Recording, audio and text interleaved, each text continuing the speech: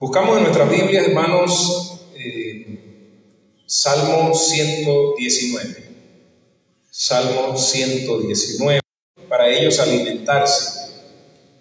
Que el Espíritu Santo hable en nuestras vidas de una manera especial. Salmo 119. Salmo 119, versículo 105. Continuamos hoy pertenece al acróstico de los 8 versículos de la letra del alfabeto hebreo, y en algunas Biblias aparece ahí como N-U-N, Nun. Esa es una letra del alfabeto hebreo. Dice así: lámpara es a mis pies tu palabra y lumbrera a mi camino. Yo le decía a mi hermano Chuy ayer que el Señor quiso así, dispuso así, que hoy correspondiera este salmo, que habla de la palabra del Señor, que habla de la Biblia. Yo quiero que usted lea el 104 conmigo. De tus mandamientos he adquirido inteligencia, por tanto he aborrecido todo camino de mentira. Lea conmigo el 103. Cuán dulces son a mi paladar tus. El 102. No me aparté de tus juicios, porque tú me enseñaste. De todo mal camino contuve mis pies para guardar tú. Más que los viejos he entendido, porque he guardado tus. Y usted comienza a leer hacia atrás, sí, por lo menos hasta el 80 y tanto, y sigue hacia atrás, donde comienza el Salmo 119, y todo, absolutamente todo, habla acerca de la palabra, los mandamientos, los dichos, los preceptos, los juicios, y todos son sinónimos refiriéndose a la palabra del Señor, la Biblia. Leímos el 105, pero si usted lee el 106, dice: juré y ratifiqué que guardaré tus justos juicios. Y el 107 dice: afligido estoy en gran manera, vivifícame, oh Jehová, conforme a tú.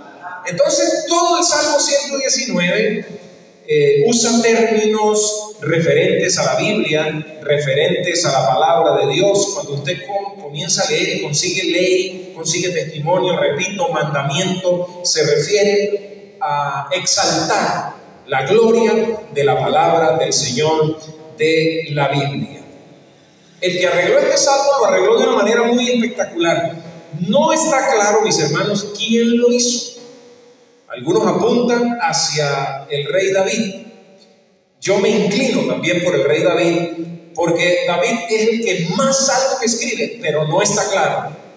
El que lo compuso lo hizo de una manera que le llevó muchísimo tiempo hacer la composición. Recuerden que estos son cantos, son canciones que pertenecen al himnario del pueblo hebreo, lo que algunos llaman el salterio. El Salmo 119 fue arreglado como un acróstico. Ustedes saben que uno hace un acróstico y de cada letra saca una frase. Bueno, pero aquí no es una letra. Es que el Salmo 119 está organizado cada 8 versículos.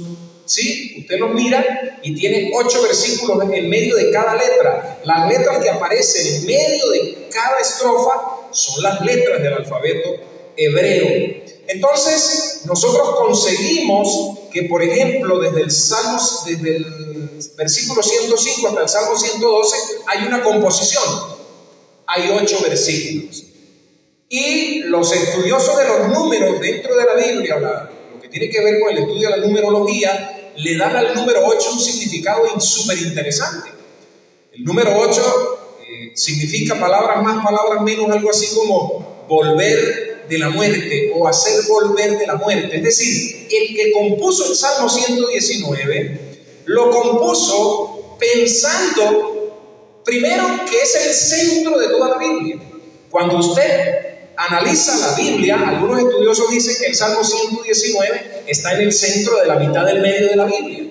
Y no solamente eso, claro, hay algunas Biblias que tienen mapas, que tienen glosarios, y usted dice, no está en la mitad, está un poquito hacia un lado. Pero lo que tiene que ver con los 66 libros está en la mitad. Y no solamente eso, sino que el versículo 105 está en el centro de la mitad del medio. Y es súper interesante saber que cuando la Biblia dice lámpara es a mis pies tu palabra y lumbrera mi camino, que esté en el centro de toda la palabra de Dios. Así que el salmista dijo, no voy a escoger cualquier número, voy a escoger el número 8. Un acróstico de cada 8 versículos y todos comienzan con una exaltación a la palabra del Señor, a la Biblia. ¡Qué tremendo! Nosotros tenemos ahí entonces, por ejemplo, que arranca con el alfabeto, comenzando con el Aleph, Bet, Gimel, Dalet, He, Bedo, Shajin, Chet, Tet, y para de contar. Todas las letras del alfabeto están ahí. Y sigue hacia adelante a través de todo este salmo. Entonces nosotros, hermanos, tenemos ese alfabeto hebreo. Un cuidadoso arreglo, una cuidadosa composición de la Biblia, de la palabra de Dios. Hermanos, nosotros aquí tenemos entonces una frase para ustedes. Esta frase dice así: la Biblia contiene todo lo que la humanidad necesita sobre Dios para tener una relación correcta con Él. Para aquellos que les gusta tomar nota, les propongo esa frase. La Biblia contiene todo lo que la humanidad necesita sobre Dios para tener una relación correcta con Él. ¿Amén? ¿O ay, ay, ay? Amén. Yo hago una pregunta a esta altura, hermano. ¿Realmente la Biblia es la palabra de Dios? Cuando a mí me hicieron una pregunta, hermano, cuando en una entrevista una vez me dijeron, ¿la Biblia contiene la palabra de Dios o la Biblia es la palabra de Dios? Y le pregunto, ¿la Biblia contiene la palabra de Dios o la Biblia es la palabra de Dios? Eso es lo que algunos llaman, es la palabra de Dios. Es lo que algunos llaman la inerrancia de la palabra de Dios. Ella no es que contiene la palabra de Dios como nuestras canciones. Nuestras canciones contienen algunas porciones de la palabra de Dios, pero ella es la palabra del Señor. La pregunta es, ¿qué evidencias tiene usted de que la Biblia sea la palabra de Dios? Porque yo lo creo por fe, amén, eso es importantísimo, pero no es suficiente ante cualquiera que demande de usted una defensa de la palabra del Señor. ¿Cómo defiende usted la palabra del Señor? Ella misma se defiende. Muy bien, hermano, ella misma se defiende. Tengo unas preguntas aquí. ¿Cómo podemos saber que la Biblia es la palabra de Dios y no solo un buen libro? Otra pregunta, ¿qué tiene la Biblia que la distingue de todos los demás libros que se han escrito? Otra pregunta, ¿existe alguna prueba de que la Biblia es realmente la palabra del Señor? Muchos de nosotros los cristianos creemos que cuando creemos en Cristo tenemos que cometer un suicidio intelectual. Un suicidio intelectual, es decir, yo todo de aquí en adelante lo que voy a creer lo acepto por fe, no tengo por qué estudiar absolutamente nada, no tengo que enterarme de nada, lo mío es fe. Si usted está en esa línea, yo lo aplaudo, no es que está mal. Pero hermano, cuando nosotros creemos en Cristo no debemos cometer un suicidio intelectual. Es decir, si el Señor dice, por ejemplo, probadme en esto, nos da temor. Malaquías dice, probadme en esto, pruébenme. El apóstol Pablo dice que debemos estar preparados para presentar defensa acerca de la palabra del Señor, acerca del Evangelio. Y no cabe duda, mis hermanos, de que la Biblia afirma ser la palabra del Señor, como ustedes lo han dicho en esta mañana. Por ejemplo, Pablo le dice a Timoteo, y que desde la niñez has sabido las sagradas escrituras, las cuales te pueden hacer sabio para la salvación por la fe que es en Cristo Jesús. Eso está en 2 Timoteo capítulo 3, versículo 15 al 17. Es decir, Pablo elogia la palabra de Dios, Pablo elogia la escritura.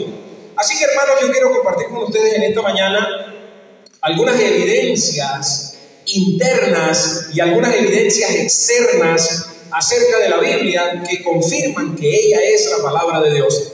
Evidencias internas, evidencias externas. Cuando, por ejemplo, alguien dice, ese escrito es mío, ¿sí? Y alguien dice, ese libro lo escribí yo, ok. Entonces esa persona debe mostrar algunas evidencias de que la escritura es de él. La Biblia dice ser la palabra de Dios, entonces deben haber algunas evidencias, aparte de la fe, que es sumamente importante, de cuáles son esas evidencias. La primera de ellas, bueno, vamos a compartir las evidencias internas de la palabra del Señor. La primera evidencia de que la Biblia es la palabra de Dios es la unidad de ella misma. Y aunque nosotros, hermanos, vemos que la palabra de Dios fue escrita por lo menos en 3 continentes, escrita por unos 40 autores, en un periodo de unos 1500 a 1600 años, en 3 idiomas diferentes, donde participaron gente del campo, participaron reyes, participaron profetas, gente que tenía muy poco estudio, gente muy preparada.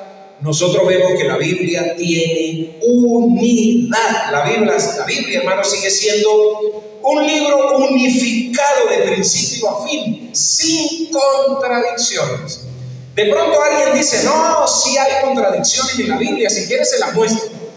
A eso se es conocido como aparentes contradicciones, por algunas traducciones, por algunas formas de analizar y ver, pero la Biblia está lejos de las contradicciones.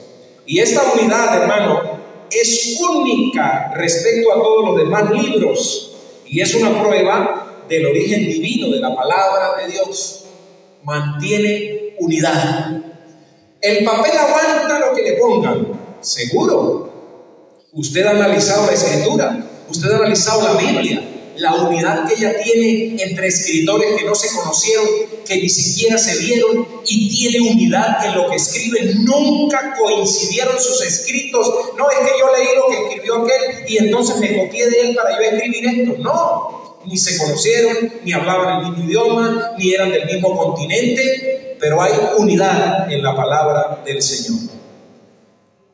Otra evidencia interna, estamos hablando de las evidencias internas de ella. Otra evidencia interna de que la Biblia es la palabra de Dios es la profecía. Y la Biblia, hermano, contiene cientos de profecías, escuche esto, detalladas, relacionadas con el futuro de varias naciones, con el futuro de varias ciudades. Otras profecías hablan del Mesías, el Salvador de todos los que creen en él. Mire, por ejemplo, en el Antiguo Testamento hay más de 300 profecías acerca del Señor Jesucristo. Y no solamente es que existen, sino que el Señor Jesucristo las cumplió a cabalidad. Eso no se encuentra en ningún libro.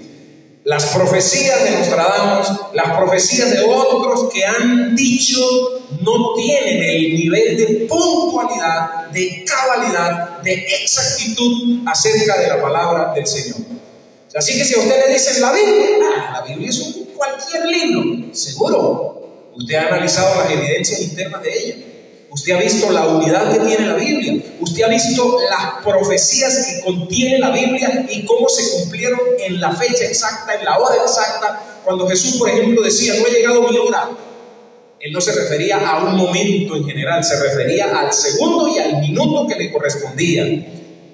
Entonces nosotros tenemos que las profecías, a diferencia de otros libros religiosos o de otros hombres, como el que mencioné ahorita, Nostradamus, profecías bíblicas son extremadamente inexactas, pero las profecías de la Biblia son completamente exactas. Sencillamente, hermanos, no hay forma, escúcheme, una forma lógica de explicar el cumplimiento de las profecías de la Biblia que no sea citando su origen divino.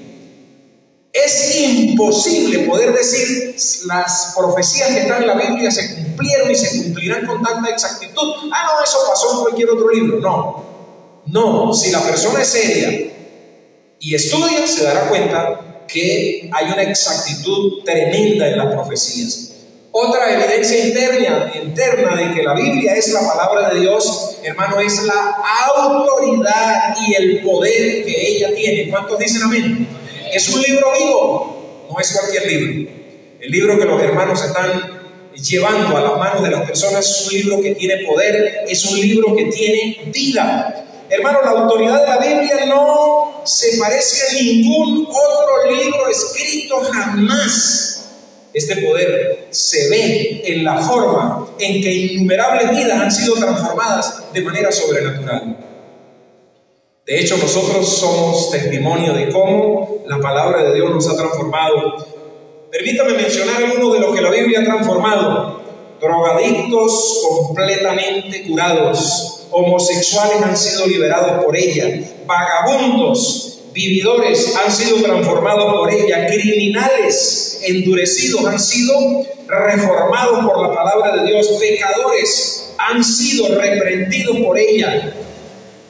Y eso hace que sea uno de los libros más odiados y de los libros más prohibidos de todo el mundo, hermanos. Efectivamente, la Biblia tiene un poder dinámico y transformador que solo es posible gracias a que realmente este libro es la palabra del Señor.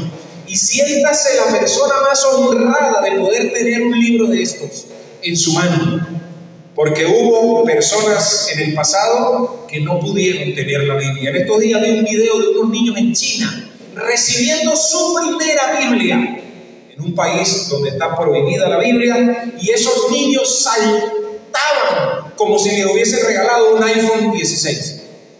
Ellos allá no van a recibir el iPhone 16.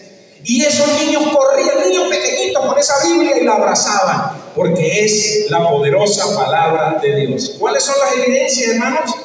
Bueno, la unidad, la profecía, el poder y la autoridad. Eso evidencia internamente que ella es la palabra de Dios.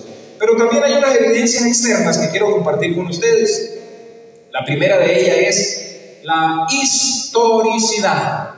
Cualquier libro que haya que analizar y estudiar, se analizan las evidencias internas y se analizan las evidencias externas. ¿Cuántos están aquí? ¿Cuántos se fueron? ¿Están aquí? Digan amén. Bueno, vamos a analizar las evidencias externas. La historicidad de la Biblia, porque la Biblia, hermano, detalla hechos históricos y su exactitud está sujeta a verificación como cualquier otro documento histórico. Eso el papel aguanta lo que le pongan. Sí, vamos a ver si es verdad.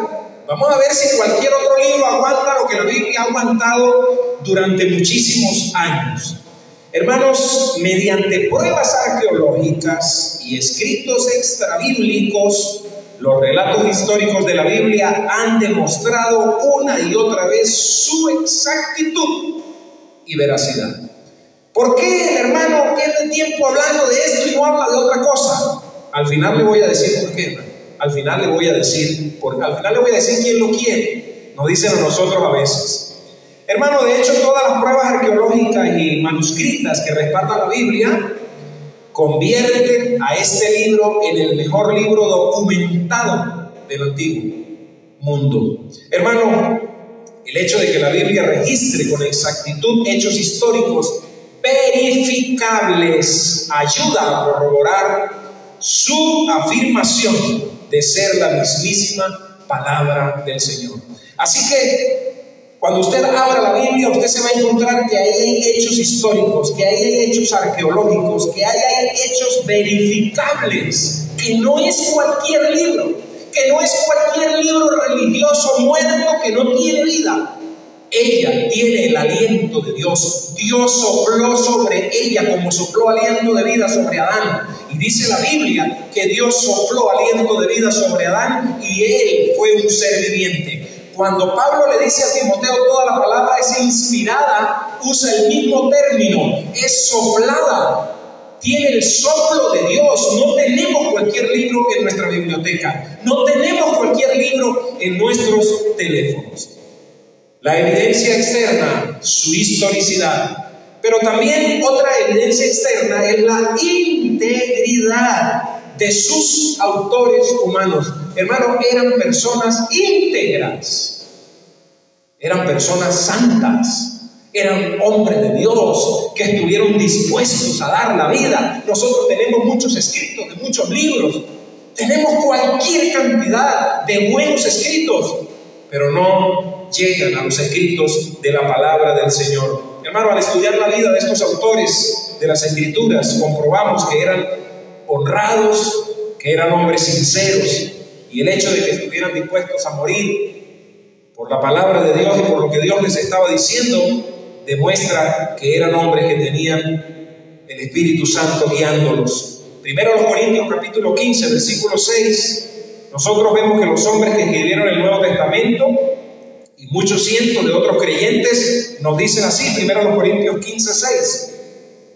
Vamos a leerlo.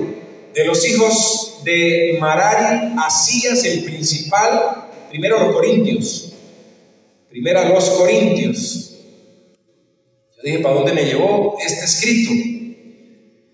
Nos habla de que conocían la verdad del mensaje, hermano. Primero los Corintios 15, 6. Dice, después apareció a más de 500 hermanos a la vez, de los cuales muchos viven aún y otros ya duermen. Muchos de los que escribieron fueron testigos y estuvieron dispuestos a dar la vida. Conocían el mensaje porque habían pasado tiempo con el Señor Jesucristo después de su resurrección. Hermanos, al ver a Cristo resucitado, fue un momento que tuvo mucho impacto para ellos. Yo he dicho en otras oportunidades que los cristianos estaban ahí medio tambaleantes cuando vieron que el Señor Jesucristo había muerto. Ayer vi un video que me llamó la atención de un pastor predicando y dice que ellos se descarriaron. Dice, Pedro se descarrió y se fue a pescar. Pedro se descarrió y se fue a pescar y estaba desnudo cuando el Señor Jesucristo le apareció. Y me llamó la atención porque el predicador dice, cuidado con los pescadores, cuidado con los que se van a pescar y dejan de congregarse porque se van a pescar. Bueno, yo creo que hay muchas maneras de pescar y descarriarse, ¿verdad? No solamente ir a atrapar peces, pero me llamó la atención lo que el predicador estaba diciendo. Evidencias internas, la integridad. Ellos al ver al Señor Jesucristo resucitado dijeron, somos capaces de dar la vida. La tercera evidencia, hermano, externa, es la indestructibilidad. La Biblia no ha sido posible destruirla. La Biblia ha sufrido más ataques despiadados e intentos de destruirla que cualquier otro libro en la historia. Mire, hermanos, desde los primeros emperadores romanos como Diocleciano, pasando por los dictadores comunistas, ¿hasta dónde? Hasta nuestros días, la Biblia ha sido el libro de mayor intentos de destruirla, pero ella es indestructible. ¿Por qué? Porque ella es la palabra viva del Señor. ¿Cuánto da gloria a Dios por eso? Hermano, a lo largo de la historia, denle la gloria a Dios, ¿sí? A lo largo de la historia, los escépticos han considerado que la Biblia es mitológica, pero la arqueología ha confirmado que es histórica.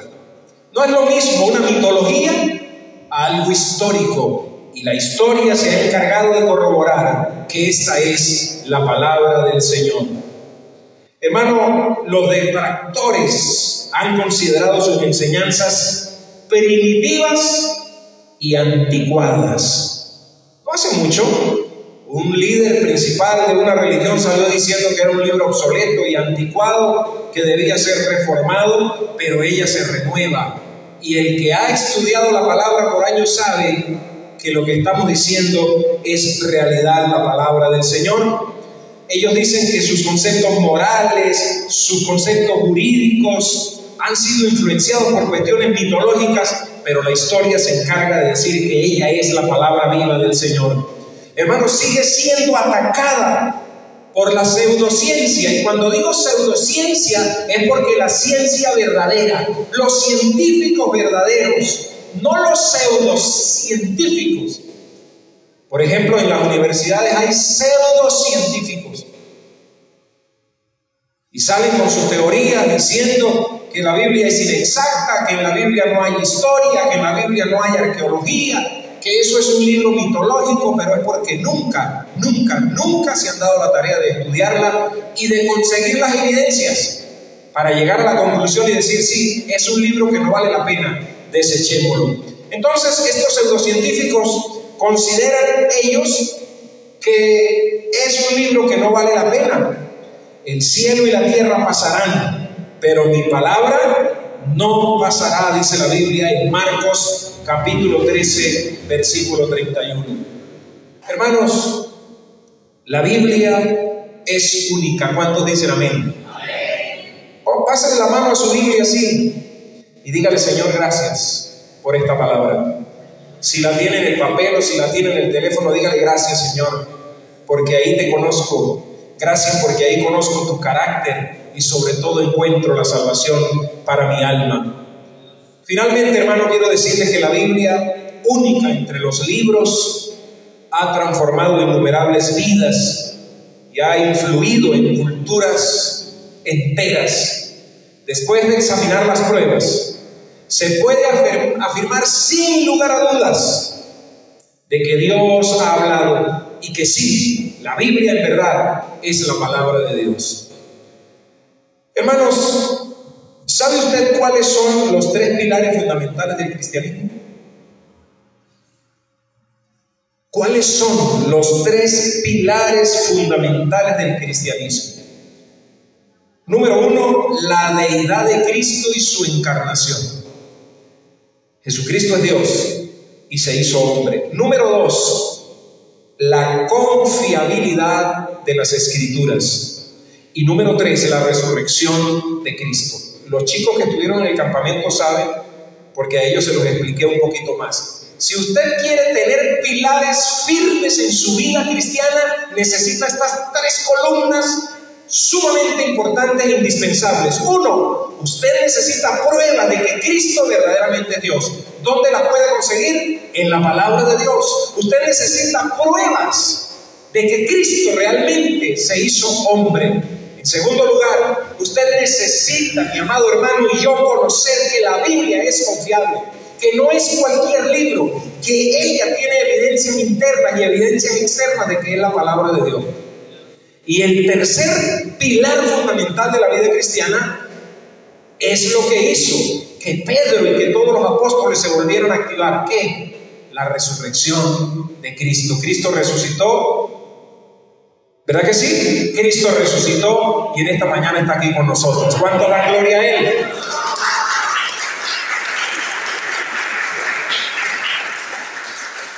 Dije que eran tres pilares fundamentales de la vida cristiana. Uno, la deidad de Cristo y su encarnación. Dos, la confiabilidad de la palabra de Dios. Y tres, la resurrección de Cristo. Fíjense que en esos tres pilares está ¿cuál?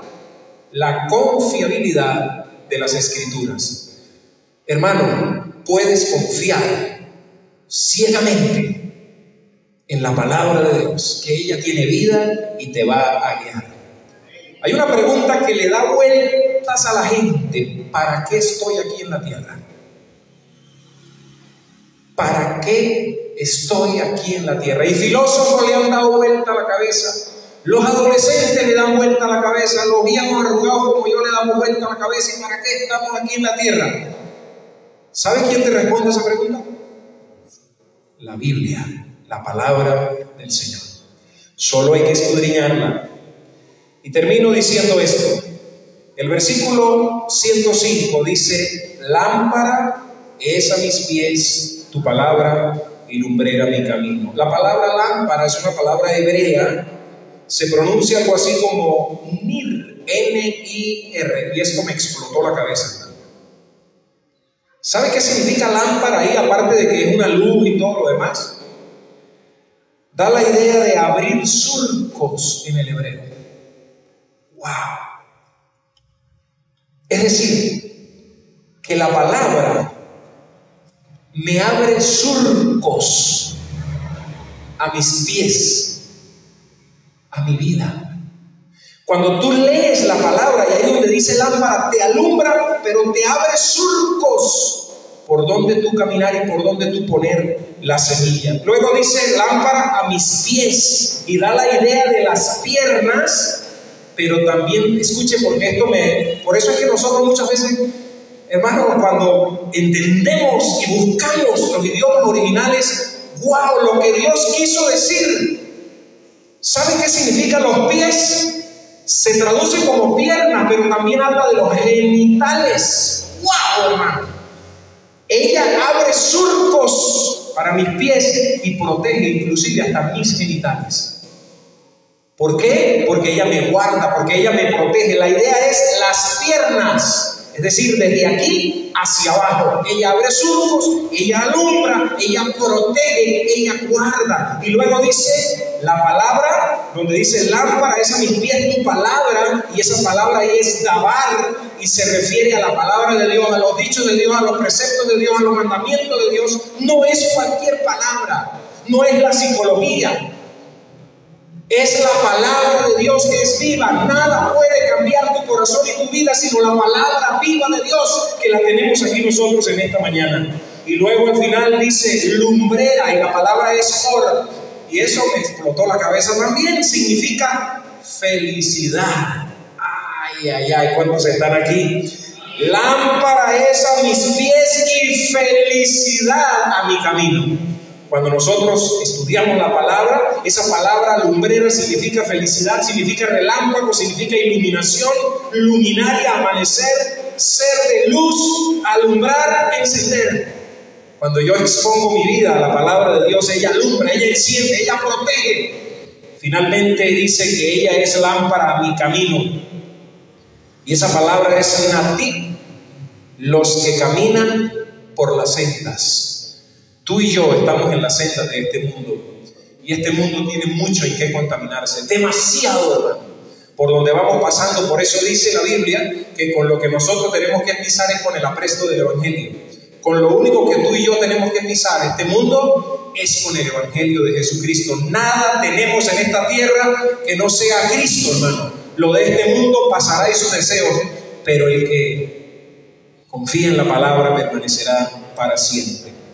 ¿Cuántos quieren descubrir para qué están aquí en la tierra? ¿Cuántos quieren descubrir para qué están aquí en la tierra? La Biblia tiene la respuesta, hermanos. La Biblia contiene todo lo que la humanidad necesita para saber acerca del Señor y su relación con Él. Amado Padre Celestial, en esta hora te damos gracias por tu palabra. Y tú lo planificaste así, Señor. Estamos en esta serie de los Salmos. Desde hace, yo calculo, 7, 8 domingos, pusiste en mi corazón que hoy debíamos hablar de tu palabra.